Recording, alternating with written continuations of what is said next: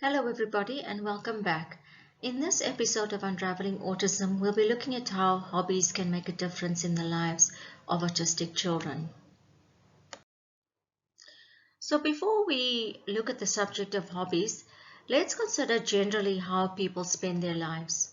There are studies that have examined this issue, and they do show that for the most part, the average person spends their life doing the following. It's eating, sleeping, working or engaged in the person's business, watching television, using social media, reading, playing a sport, engaging in hobbies, then socializing with family or friends. How do children with autism and also adults with autism spend their time? People and children with autism will spend most of their lives engaged in the same activities that I've mentioned here as being applicable to neurotypical individuals. However, due to their language and social impairments, as well as their tendency towards repetitive behaviors and anxiety, many people with autism are not productively employed, and they also spend less time socializing than the average individual. Some people with autism may work in sheltered employment, others may be involved in volunteer work, for example, working in animal shelters. And there are some autistics who are high functioning, and these do pursue tertiary education and will go on to have careers. But whatever our children's capabilities may be, what we ultimately want is for our children to live happy and fulfilled lives in the same way that we seek it for ourselves. So, what is a hobby? A hobby is an activity that we do regularly for pleasure, and we usually do it in our spare time. Hobbies are not engaged in for profit, they are pursued for fun, for intellectual stimulation, for social interaction, or even to challenge the body both physically and mentally. Hobbies can involve sports and other physical activities such as hiking or bowling. Personally, I don't like the word hobby because it tends to create the impression of something casual or by the way, something that can be abandoned at will. It doesn't convey the fact that a hobby can involve something that you really love, something that could even be a passion for you, and something that could be a driving force in your life, adding meaning and purpose to both your present and your future. Why should children with autism pursue a hobby? In the same way and for the same reasons that we pursue hobbies, children with autism should also have the opportunity to pursue a hobby. A child with autism may, though this is not always the case, have more time available in the day due to less social interaction or more time spent in the home. Hobbies can fill this gap as well as being capable of providing many other benefits. Let's look at some of these benefits. Hobbies can provide something interesting, enjoyable, as well as challenging to do, and so add value and fun to our days. Many children with autism spend a lot of time in structured learning, and a hobby can provide stress relief and help to alleviate anxiety. It can also provide much needed time away from formal learning. Hobbies are pursuits that we can share with other people by talking to them about it. For children who have challenges with regard to conversation, a hobby is a kind of lever that could help a child to chat with someone and to build connections to another person by talking about the hobby that may interest them both. People who share the same hobby can interact with each other and socialize around their hobby. For example, two children who both like bowling can meet once a month to play bowling together and then share a meal when the game is over. A hobby may involve the learning of new skills, and this can in turn help to build confidence and self-esteem and allow a child with autism to grow as a person. In autistic children, hobbies can provide a replacement behavior for wasted time and also for repetitive behaviors. And as I've mentioned before, I am not against stimming, but children do need to have a healthy balance in terms of how they spend their time, and hobbies are crucial in helping them to create this healthy balance. Hobbies are a fun way to relax, and where the hobby involves a physical activity or a sport, it will improve physical health and also make your child less likely to develop chronic diseases such as diabetes and obesity. So what are some of the cons around hobbies when it comes to children with autism? They tend to have a restricted range of interests, and so the hobbies they adopt should not simply be a repetitive behavior from which they derive comfort. It should ideally provide opportunities for learning and growth. Children with autism may be reluctant to engage in new interests because they tend to dislike what is new or unfamiliar and are heavily dependent upon the things that are familiar to them and which provide them with comfort. An autistic child may avoid a particular activity because it has many social requirements, for example, being part of and interacting in a group. Team sports in particular can be challenging for kids with autism because of the high level of human interaction and responsiveness that is required. Many sports or activities involve a lot of sensory stimulation, crowded environments, and the presence of lots of noise and people, and all of these aspects can be aversive to many children who are autistic. Sports-based activities may also require a high level of motor skills. Many children with autism have difficulties such as low muscle tone and deficits in motor planning, which will affect their ability to learn and play a sport.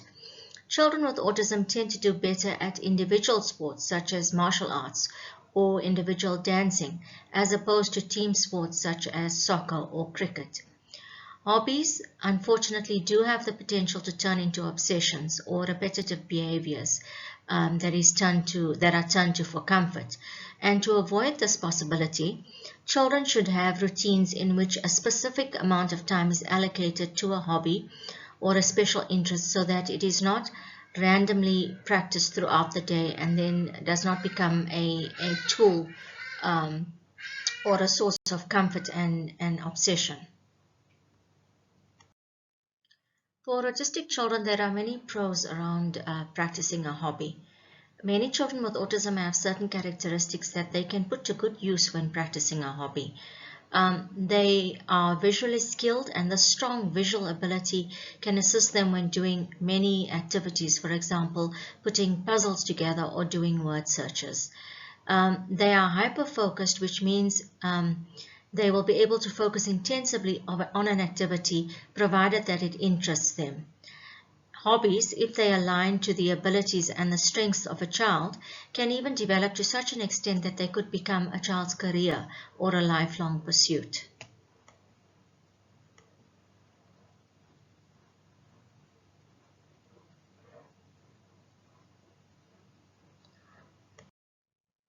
So how would you help your child to acquire a hobby?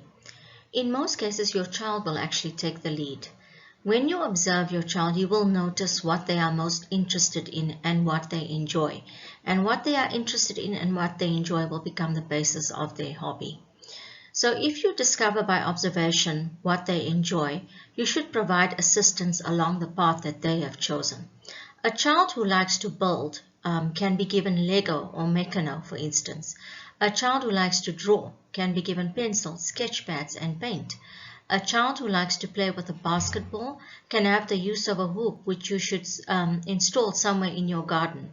A child who likes to read should be given books, firstly those which align to his interests, and later on other books which can potentially broaden his range of interests. You don't usually need a visual to learn a hobby. Your child will learn by practice and by you demonstrating as needed. For example, reading will not require any demonstration where your child is literate, but photography might, as you will show your child how to operate a camera and then physically demonstrate how the camera is to be used. Remember that when you demonstrate a sport or a game, you should avoid detailed verbal explanations around the objectives or the rules of the game, as your child may not pay attention to the kind of explanation that you are giving or that he may not understand. Start off simply. For example, with basketball, the first aspect is simply running to the hoop, bouncing the ball, and shooting. You can, however, incorporate time for a hobby in your child's general visual routine. Here's an example of a routine which has a place for playing a game, and it doesn't say what the game is, but you could actually insert your child's hobby in this routine. Now let's look at some types of hobbies. Music, yes, listening to music is a hobby. Let your child explore different genres and they will give you an indication of what they like. Music can be loaded onto their phone using Spotify, YouTube or Apple and listened to during spare time. Reading. If your child enjoys reading, place books at his disposal that will align to his interests. For example, a child who likes animals can be given books about animals, both fiction and non-fiction. Here is a picture of one of my daughter's favorite books. It is called Unlikely Friendships by Jennifer Holland. My daughter loves animals, and this is a charming book which explores the amazing relationships across species between animals. She has literally spent many hours reading the book and enjoys it immensely. And in addition to this, we've bought her many books about animals, but they do tend to be non-fiction books. Puzzles, including jigsaw puzzles and inset puzzles and all kinds of puzzles, are a good hobby for children. Many autistics are visual learners and will enjoy solving puzzles. Remember to give them puzzles that match their abilities. So for example, you can't give a 100-piece puzzle to a child who gets frustrated doing a 24-piece puzzle. And a child who has difficulties with language, reading, and cognitive activities, for instance, should not be given a crossword. Generally, the things that you choose should match your child's specific abilities. As hobbies are what we need to be able to do independently, and your child should enjoy the hobby as well. That's crucial to a hobby, is being able to do it independently and being able to enjoy it. Hobbies, although learning is involved, although growth is involved, is not really a learning activity. It is an activity driven by pleasure and also by mental or physical stimulation. So as your child develops, he will give you an indication that he is capable of doing more, and then you can provide your child with additional resources. Computer games and apps are also good hobbies. Today there is a wide variety of games and apps that exist, and many of them are educational and can give your child the opportunity to build knowledge as well as understanding. Examples of some of the games that are available are, for instance, Minecraft, Super Mario, and Paint. And there's obviously not enough time in this video to be able to cover this topic, and perhaps I may look at it as a separate subject. Then computers in general, the use of the computer in general can be considered a hobby, and where your child does a wide range of things on the computer, such as reading, writing, drawing, coding, all these activities can be considered useful, enjoyable, and are in fact hobbies. So let's look at some more potential hobbies, and I'm just going to list them here. Cooking, art, which involves drawing and painting, baking, collecting things, for example, toy trains and coins, photography, making videos, observing plants and animals in nature, including bird watching, and sport. And as I've mentioned before, autistics do tend to prefer individual sports as opposed to team sport. For example, golf, trampolining, swimming, bowling are all individual sports. Tennis is also an option because it involves only one opponent at a time, as opposed to, for instance, a sport like cricket, which involves an entire team of individuals. Then walking and running, hiking and spending time in nature, coding, building with Lego, caring for an animal and spending time with it, gardening, anime. This could involve drawing, watching, or reading anime, story writing and journaling, dancing, singing, board games such as Monopoly, Snakes and Ladders, and chess, working with clay or Play-Doh, other puzzles such as Sudoku, crosswords, and word searches. And I'm not sure if I've already mentioned cooking and baking. Remember that hobbies are not teaching opportunities. They are about what your child enjoys. You can't use a hobby as an opportunity to, for instance, increase your child's reading comprehension. That would be a learning activity. You must give your child what they enjoy, and if that is, for instance, an easy to read book with lots of beautiful pictures, then that is what you give them. You can't coach them daily through the hobby.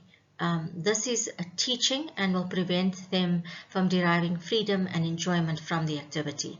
A hobby is practiced independently and is done for enjoyment, although some initial learning or training can be involved. As for example, with bowling, a child would need guidance when learning how to bowl, but once he has learned the skill, he should be able to bowl independently. And at the same time, however, we can offer guidance, help, and resources as needed. You can consider a class, a club, or a community organization that arranges meetings if your child is interested or is able to take lessons or to participate in the activities of the club. However, it's best if the club or the class is specifically for autistic children, or if the teacher or organizers are willing to adjust to the needs of your child. In other words, don't join an organization where the organizers are reluctant to accept your child or reluctant to accommodate his needs. This is going to be unlikely to work in the long term. If you are involving your child in a new hobby, you should start off slowly. So if it's bowling, for instance, take your child to the bowling alley first by himself, and once he has learned how to bowl, then you could have a further outing, and this time with immediate family. And later on, when he is comfortable doing bowling with your immediate family, you could then consider an outing with both family and friends. So take it one step at a time and take it slowly. If your child is practicing a hobby, he must also be taught how to take care of his possessions and how to pack them away. So for example, a child who is painting as a hobby needs to be able to wash his brushes and palette and to pack it away in its correct place. If your child is learning a sport, he may need an instructor, but as I've said, this needs to be somebody who is willing and able to adjust to the needs of your child. The training must also take place in a setting where your child feels comfortable. If your child is attending school, look into the extramurals that are on offer. Consider your child's preferences and speak to the instructors who are involved in order to help you to decide what activity your child will be able to learn to do and enjoy while at school. I would not recommend sending your child randomly to extramurals without first satisfying yourself that he will learn the skills, that he will not be overwhelmed, and that he will be able to enjoy the activity. So I'd like to share some of my personal experiences, or rather should I say my daughter's experiences with regard to hobbies. And I'm looking at some of the hobbies that she enjoys now, and also what she did over time as a small child and then as a teenager. So the first one is art, which is both drawing and painting. She started off by, free drawing in kindergarten, and then in primary school went for art classes, and then as a teenager went for further art classes, and then as a young adult undertook a diploma in art with the Correspondence College. So what began as a hobby has now become a lifelong pursuit as well as a vocation. Reading, she does read, but is very, very specific on very specific subjects. So she likes to read the news daily, and she also has special interests such as reading about celebrities and reading about musicians and so on. And she also loves to read about animals and especially dogs. Then social media, and she does have an Instagram account where she posts her art. Then journaling, music, bowling, ice skating. Ice skating is something that our father taught her how to do. I personally can't ice skate, and the skating that she does is very basic, but she enjoys it immensely. Then yoga and photography, adult coloring, shooting videos, playing board games and cards such as Junior, 30 Seconds, and Uno, doing word searches, playing computer games, and using apps such as FitOn and SoulSpace. Thank you for listening. I hope that I have given you some ideas about how to guide your child to incorporate a hobby into their daily life. My next video will be about the subject of schooling for children with autism. Don't forget to like and subscribe if you would like more useful and practical information about raising a child with autism. Thank you and goodbye.